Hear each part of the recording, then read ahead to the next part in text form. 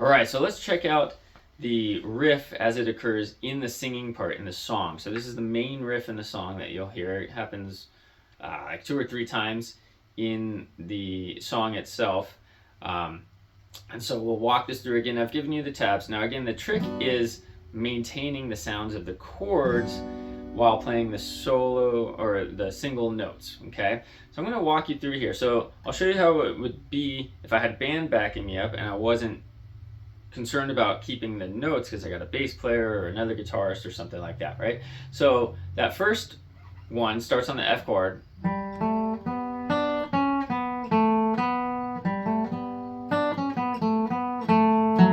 Right, I would just use those fingers. And the reason, by the way, I'm using the 4th fret on the 3rd string instead of the open 2nd is because it kind of fits the fingers. It allows for more clarity of the line, and because you don't want that note to ring. So if I used it, or that kind of is, it's ringing now through the rest of that lick, and I don't really want it to, and it'd be hard. It's hard to stop it because I would have to replace my first finger down on that string, and it kind of interferes with my other movements. So I don't really want to do that. So for me, I like having a more single string line if I can. Now I would actually, even without a band, I would still play that line outlining the chord shapes. It's just a great line to play. It really comes from the chord shape, right? And then here,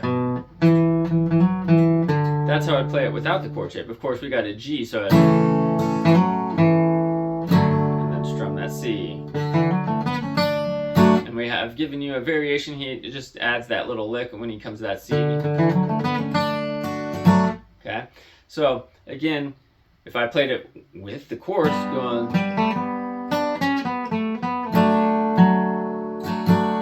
right? So you can see I got some strums going in where the chords change. That's the main difference. So not a terribly hard main riff there, but check it out, play it, get the single notes, and then make sure you're maintaining those chord changes. All right. Okay, now let's get to the ending here. This is the challenging part. Again, if I was playing it with a band, I wouldn't have to worry about maintaining the chord sound, so I can use kind of different fingerings. Or sorry, the variation. Right? That's not that hard if I'm not worried about maintaining the chords, but since it's a solo guitar arrangement, I gotta hear those G's and the A minors and the F's and the C's there. So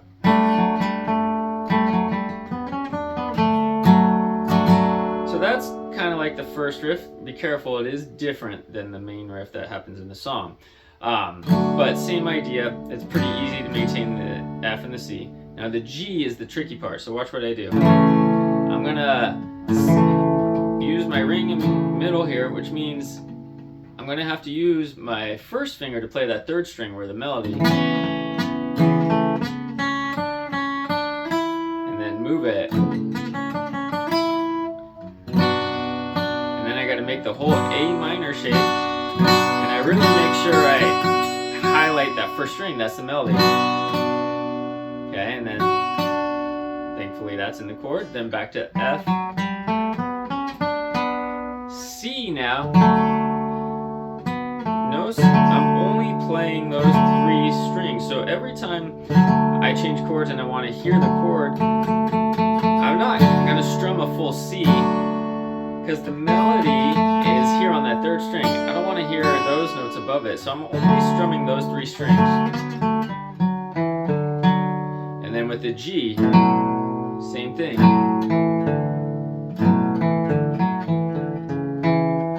Notice how I have to use a little pinky now. Here I gotta use that first finger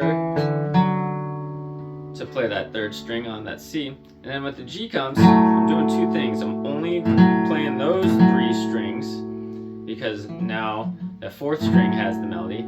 I'm also muting the 5th string with my ring finger because I don't want to hear that note. That kind of clashes with this note.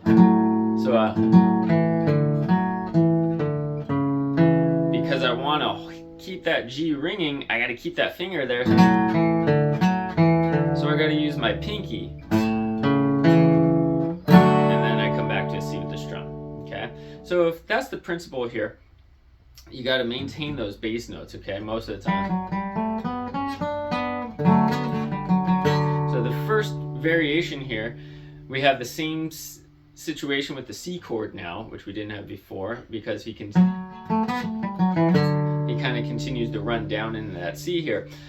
So I'm only strumming those 3 strings from the 5th to the 3rd string,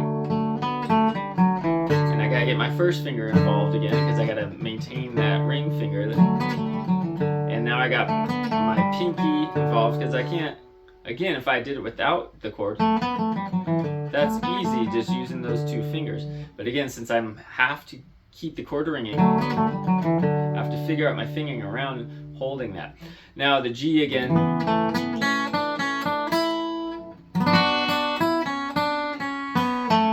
You can see how much of the chord I'm holding there, right? So pay attention to the fingerings. Back to F.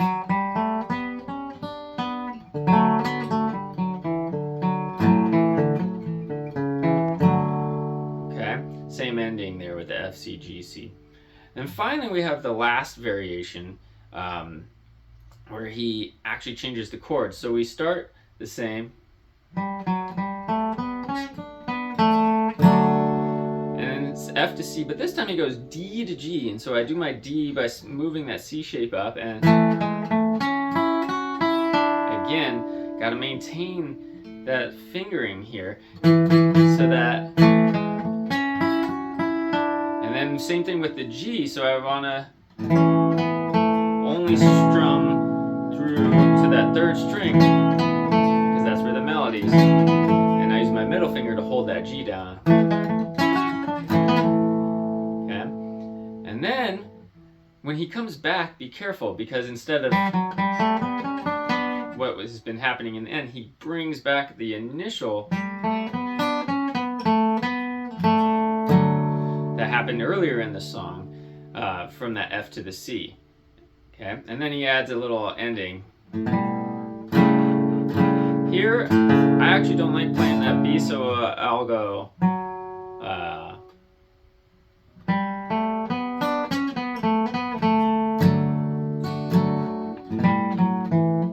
Again, I got to use pinky for that 3rd fret on the 4th string, but I am now muting the 5th string again, so that we don't hear a clash. And I don't really want to hear that B. That gives it too much flavor. So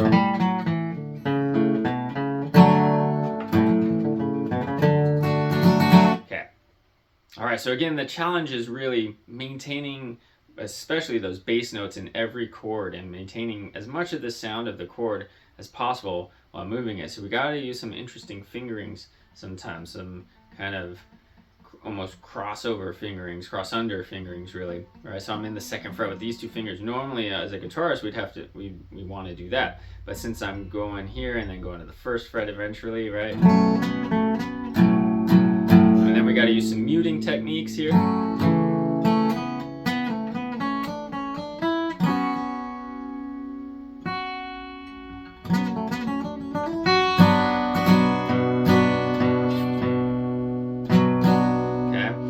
Make sure you're highlighting those melodic notes while you're still doing the chords, okay? It's really tricky, but just pay attention to the fingerings I gave you here and the walkthrough, and it should get you through it. All right, again, thanks for watching this. I'm Justin at fluentguitar.com. You can also check out and subscribe and follow along on YouTube and on the Substacks, fluentguitar.substack.com. for more licks of the week, songs of the week, and practice tips and more in-depth articles as well.